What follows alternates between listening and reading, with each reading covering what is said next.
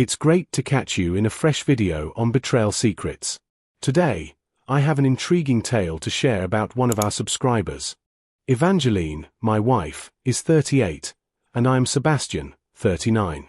We have been happily married for 10 years. In a third of life, we've shared our lives, raising two incredible children, each still in their early teenage years. Life had a rhythm, but in 2009, everything changed for Evangeline. She faced the deep sorrow of losing her father to lung disease, and just a year later, in 2012, her mother also fell victim to the cancer. It felt as though all vitality had been stripped away from her, leaving her to descend into a profound, overwhelming despair. For the next 3 years, I took on the responsibilities of the kids while Evangeline immersed herself in her job, striving to manage. Our marriage faced significant challenges during that period.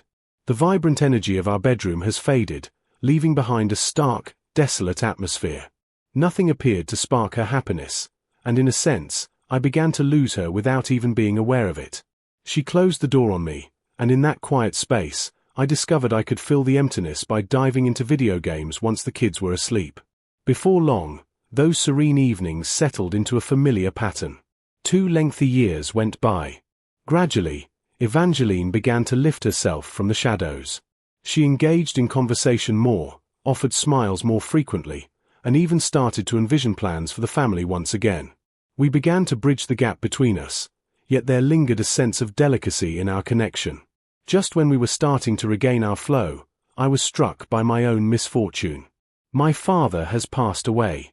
We shared an unbreakable bond, and his passing left an emptiness within me. Similar to Evangeline, I retreated, isolating myself from existence. I began to immerse myself in video games, seeking refuge in them, unaware of how much I was overlooking her needs. However, let me point this out. My love for her has never wavered. Amidst my sorrow, I ensured she was aware of that. I continued to express my love for her daily, offered her embraces, and took her out whenever possible. Yet, it fell short. We began to sleep in different rooms due to our son's medical condition, which necessitated ongoing attention throughout the night. I spent the night in his room, vigilantly watching over him. I even relocated my Xbox into that space and played until exhaustion overtook me. Then arrived the pandemic. All was transformed. With the shift to remote learning at the kids' school, Evangeline transitioned to working from home. She needed to seek out supplies to revive her business as soon as the restrictions were lifted.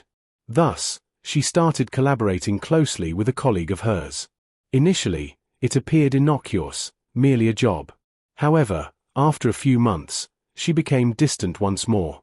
This time, it carried a different weight, a deeper sense of unease.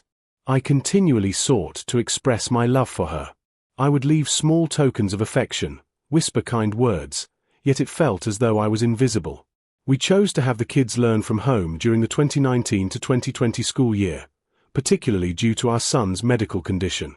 I was so consumed by their education that I failed to see how much our relationship had deteriorated. The gap between Evangeline and me widened into an expansive chasm. The chill in our bedroom lingered once more, a lifeless void where warmth and vibrancy once thrived. In the summer of 2020, I began driving for Uber to earn some additional income. On the days I drove, Evangeline stayed home to be there for the kids. One evening, I met a woman at train station. She was engaged in a conversation with a friend, discussing plans to rendezvous with her lover at a hotel for a weekend escape. Her husband remained at home with the kids, oblivious, too absorbed in his own thoughts to even be aware. As I absorbed the words, a wave of unease washed over me. It felt as if she was painting a picture of my very essence. From that moment forward, I put in more effort. I was already a devoted partner, yet I challenged myself to become even more loving and engaged. Yet, it was of no consequence. Her husband remained at home with the kids, oblivious, too absorbed in his own thoughts to even be aware. As I absorbed the words, a wave of unease washed over me. It felt as if she was painting a picture of my very essence. From that moment forward, I put in more effort. I was already a devoted partner, yet I challenged myself to become even more loving and engaged. Yet, it was of no consequence. Evangeline felt like a mere echo of the person I had once cherished. The distance between us continued to grow. I composed a letter, expressing my deepest feelings, conveying that I sensed a disconnect between us and that I was eager to mend it. I implored her to collaborate with me in restoring what we had once cherished. She claimed she would make an effort, yet the reality was that nothing shifted. Throughout the following year, she hardly made any physical contact with me, and intimacy was completely absent. She pointed fingers at her antidepressants for extinguishing her sense of desire, yet I understood it was more than merely the medication. She wouldn't express her love for me unless I was the one to say it first. As we drove along, she would drift off, evading any opportunity for dialogue. Then arrived February 10th, a day meant for celebration and joy, a day we once cherished together. Evangeline entered the office that day, and I sent her a few texts during the day, but received no reply. It was quite typical. At times, her reception at work was less than ideal. As the evening wore on, she eventually reached out to me.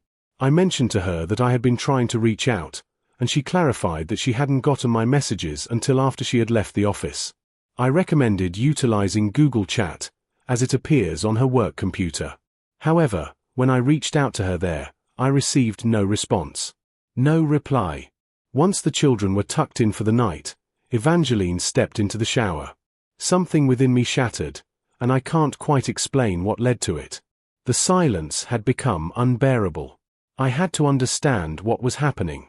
For the first time in our marriage, I took a look at her phone. I know I shouldn't have, yet I went ahead and did it anyway. February 10th holds great significance for enthusiasts of the Star Wars universe, and Evangeline is certainly among them.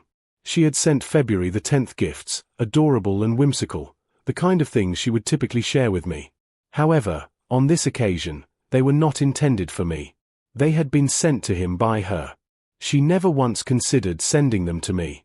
Her husband, the man she professed to cherish. And that was the moment I uncovered it, the truth. For almost 3 years, she had been involved in a secret relationship. A man resided in Castle Combe, yet he visited the office monthly, spending a week in town each time. Their exchanges brimmed with expressions of longing and affection. The type of words I hadn't encountered from her in ages. I felt utterly foolish. For so long, I had been exerting myself to mend something that was irreparably shattered. I felt utterly crushed, fragmented beyond repair.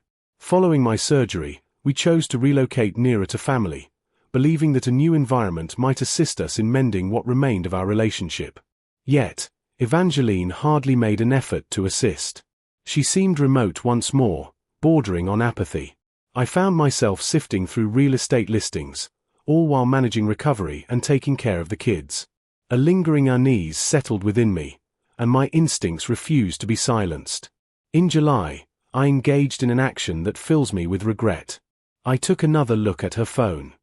Trouble wasn't on my agenda, yet answers were essential. I was taken aback by what I discovered.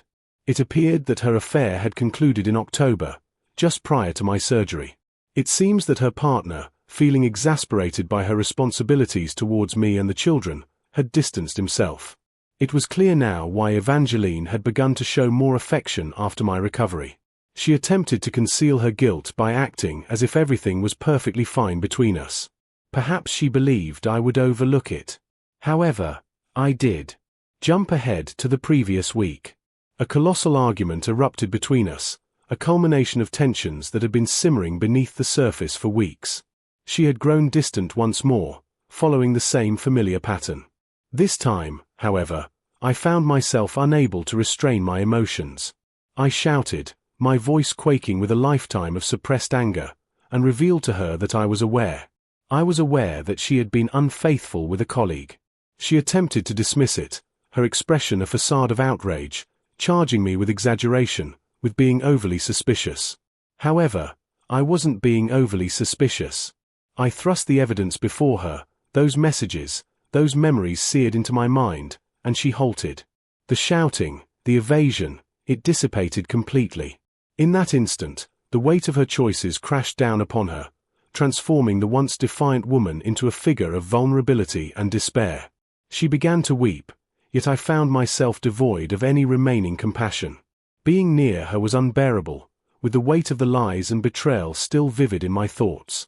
I decided to depart. I craved freedom, distance, anything but her presence. That night, I found myself at my sister's house, pondering my next move. With Christmas fast approaching, my greatest concern was to ensure the kids' holiday remained joyful and unspoiled.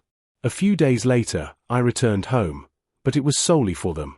Evangeline and I barely exchanged words, the atmosphere between us heavy and charged. Then I unleashed the revelation. I informed her that once the new year arrived, I would be initiating the divorce process. Her tears streamed down without restraint, yet I found myself unable to provide her with any solace. She pleaded with me, inquiring how she would cope without my presence. Who can give me a ride to work? Who can assist me with the children? She wept. The sheer absurdity of it nearly made me laugh.